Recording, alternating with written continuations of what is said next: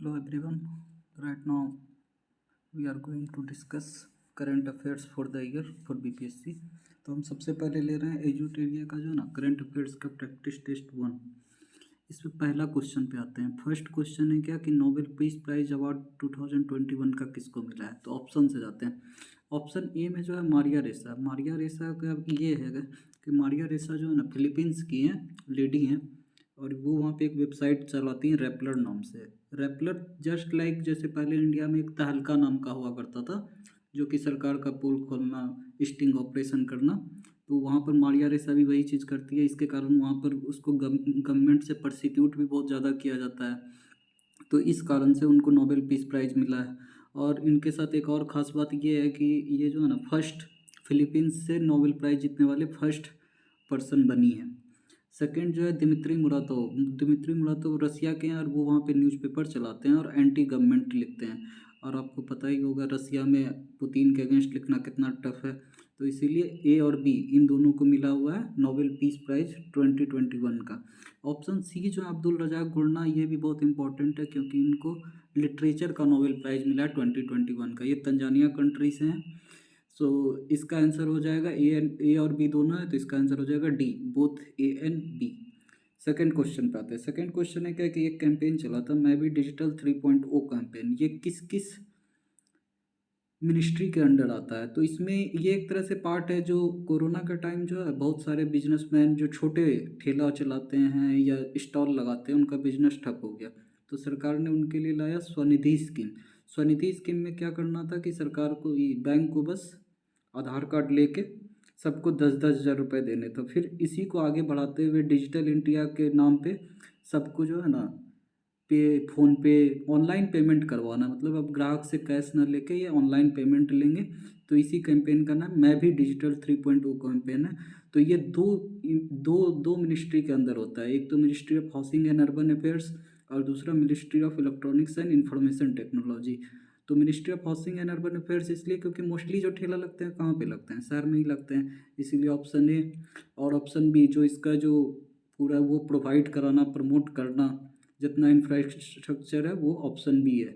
तो ministry of housing and urban affairs के अभी मिनिस्टर कौन है? हरदीप पुरी। हरदीप पुरी ये सेंट्रल विस्टा के लिए डिफेंड करने के लिए भी अक्सर न्यूज़ में आते हैं। पंजाब से जीतने वाले सांसद हैं, पहले डिप्लोमेट रह चुके हैं, यूपीएससी किए हुए हैं, तो वो हरदीप पुरी है। सेकंड जो है अभी जो रेल मंत्री हैं वही ministry of electronics and information technology भी है, अश्विनी वैष्णव जी। और सी ऑप्शन इसका है नहीं, ministry of social justice and empowerment, इसका काम ही एकदम अलग है। और लेकिन अभी इसके मिनिस्टर कौन है? वीरेंद्र कुमार। तो इसका आंसर हो जाएगा D, both A and B. Third number question है, अभी एक कंट्री जो है ना हाइपरसोनिक मिसाइल से जो है ना अपना एक न्यूक्लियर सबमरीन से लॉन्च की है, वो कौन सी कंट्री है? इसका आंसर है रसिया। रसिया जिरकॉन, जिरकॉन नाम से टेस्ट फायर किया है मिसाइल को। हाइपरसोनिक मिसाइल क्या होता है? जो कि साउंड के स्पीड से भी 4-5 गुना ज़्यादा तेज़ स्पीड से जो चलता है उसको हाइपरसोनिक मिसाइल कहते हैं। और ये जिरकॉन नाम का जो हाइपरसोनिक मिसाइल है इसको लॉन्च किया गया है अभी रसिया के द्वारा। फोर्थ क्वेश्चन है फिर से ministry of housing and urban affairs से रिलेटेड कि new urban India conference, new urban India conference किस सिटी में ऑर्गेनाइज किया गया है? तो हरदीप पुरी उसमें थे और वो लखनऊ में हुआ है। फिफ्थ क्वेश्चन पे आते हैं कि men single title US open का कौन सा जीते हैं। तो पहले हम लोग देख लेते हैं कि टेनिस में होता कितने तरह के टूर्नामेंट है। जो सबसे बड़े टूर्नामेंट है वो मेन 4 हैं, उनको ग्रैंड स्लैम भी बोला जाता है। और चारों का होने का ऑर्डर है, जैसे साल में जो स्टार्ट होगा ना, तो सबसे पहले होता है मैप के हिसाब से देखें तो सबसे नीचे से स्टार्ट करते हैं। सबसे पहले कौन आता है? ऑस्ट्रेलिया। तो वो सबसे पहले कौन होता है? Australia open. फिर अगर ऊपर बढ़ेंगे यूरोपियन कंट्री में जाएंगे तो फ्रांस आती है, तो वहाँ पर फ्रेंच ओपन हो जाता है सेकंड। थर्ड पे आती है विंबलडन, इंग्लैंड फ्रांस के ऊपर है, तो वहाँ पे विंबलडन। और जो चौथा बच जाता है वो लास्ट में यूएस ओपन। तो 4 ग्रैंड स्लैम ओपन कौन कौन से हो गए ऑर्डर में? Australia, French open, Wimbledon open और यूएस ओपन। और इसको जीतने वाले 2021 का पूरा याद कर लेते हैं। तो 4 टूर्नामेंट है तो 4 विनर होंगे। तो जो चौथा यूएस ओपन को छोड़ के बाकी सब जो है नोवाक जोकोविच जीते हैं, जिसको जोकर भी बोलते हैं। और यूएस ओपन बस रसियन जीते हैं, डेनियल मेडवेडेव। ठीक है, तो इसका आंसर हो जाएगा डी। तो इसके साथ साथ हम गर्ल्स का भी कवर कर लेते हैं कि गर्ल्स में जो जीतने के लिए ट्रिक है एनवीए एमा रेडकानू। सॉरी, यहाँ पे डेनियल रेडकानू लिखा हुआ है, इसका वहाँ पे सही कर देना है, एमा रेडकानू नाम है। तो पहला एन से है, जो ऑस्ट्रेलियन ओपन वुमेन में जीती है वो नाओमी ओसाका है जो जापान की है। सेकंड पे है बारबारा क्रेच्सिकोवा, वो फ्रेंच ओपन जीती हैं, वो चेक रिपब्लिक की हैं। थर्ड है एस बार्टी विंबलडन जीती हैं जो कि ऑस्ट्रेलिया की हैं, और एमा रेडकानू यूनाइटेड किंगडम की हैं। सिक्स्थ नंबर पे आते हैं कि अभी national highway authority of India जो है ना, कहाँ पर इमरजेंसी लैंडिंग फैसिलिटी लॉन्च की है। मतलब जेट सबको अगर इमरजेंसी में लैंड कराना होगा तो कहाँ पे लैंड कराया जा सकता है, एनएच पे, नेशनल हाईवे पे। तो इसका आंसर है ये राजस्थान बाड़मेर में एनएच को इस तरह से तैयार किया गया कि अगर वार सब के समय अगर हमको वहाँ पे इमरजेंसी लैंडिंग कराना होगा तो हम लोग वहाँ पे करा सकते हैं। बाड़मेर और ऑयल एक्सप्लोरेशन के लिए काफ़ी फेमस है, और राजस्थान के चीफ मिनिस्टर अभी अशोक गहलोत जी हैं। सेवन्थ नंबर पे आते हैं कि तमिलनाडु गवर्नमेंट जो है ना, हाल फिलहाल में 11 सितंबर को महाकवि दिवस मनाना स्टार्ट किए हैं, एक बहुत बड़े राइटर के डेथ एनिवर्सरी पे। वो कौन से राइटर है, तो ये तो नॉर्मल फैक्ट है, इसको याद करना पड़ेगा, इसमें कोई लॉजिक नहीं। इसका आंसर है सुब्रमण्यम भारती, ऑप्शन सी। 8 नंबर पे आते हैं कि इंडिया का टॉलेस्ट, सबसे लंबा, सबसे ऊंचा एयर प्यूरीफायर टावर कहाँ पे बिल्ट हुआ है। इसका आंसर है चंडीगढ़, प्रोग्रेसिव सिटी है, वहीं पर हो सकता है ये सब चीज़। तो इंडिया का टॉलेस्ट एयर प्यूरीफायर टावर कहाँ, चंडीगढ़ बना है। 9th नंबर पे आते हैं कि यूएसए और जापान के अलावा अभी इंडिया किसके साथ 2+2 डायलॉग कर रही है। तो सबसे पहले जानते हैं कि 2+2 डायलॉग होता क्या है। तो मोदी जी आने के बाद ये एक नया शुरुआत हुआ है कि कुछ कुछ इंपॉर्टेंट कंट्री के साथ जो है डायरेक्ट हम लोग कन्वर्सेशन करेंगे। तो इसमें 2+2 होते हैं, मतलब दो जो इम्पोर्टेंट इधर के अपनी कंट्री के मिनिस्टर हैं, वो वहाँ के दो अपने काउंटर पार्ट के साथ बैठ के बात करते हैं। इसमें होते हैं अपने जो डिफेंस मिनिस्टर है और फॉरेन मिनिस्टर है। तो ये यूनाइटेड स्टेट ऑफ अमेरिका और जापान के अलावा रसिया के साथ भी स्टार्ट किया गया है। तो इसका आंसर हो जाएगा ए। तो 2+2 डायलॉग अभी किन किन कंट्री के साथ चल रहा है, यूनाइटेड स्टेट्स, जापान और रसिया। 10th नंबर का who won the women single title of US open. तो इसका ट्रिक हम लोग पढ़े ही हैं कि NBA एमा रेडकानू। तो यूएस ओपन सबसे लास्ट में हो जाता है, तो इसका आंसर हो जाएगा एमा रेडकानू। 11th नंबर पे आते हैं कि इंडिया का सबसे लार्जेस्ट ओपन एयर फर्नरी कहाँ पे बिल्ड किया गया है। तो एयर फर्नरी वो होता है जो फूल पौधा बस सजाने के लिए नहीं होता है गमला में, जिसमें जब पत्ती बस होता है, वो कहाँ पर सबसे अभी लार्जेस्ट स्टार्ट किया गया है, कहाँ पर बनाया गया है। इसका आंसर है रानीखेत जगह पे किया गया है, रानीखेत जो कि उत्तराखंड में है।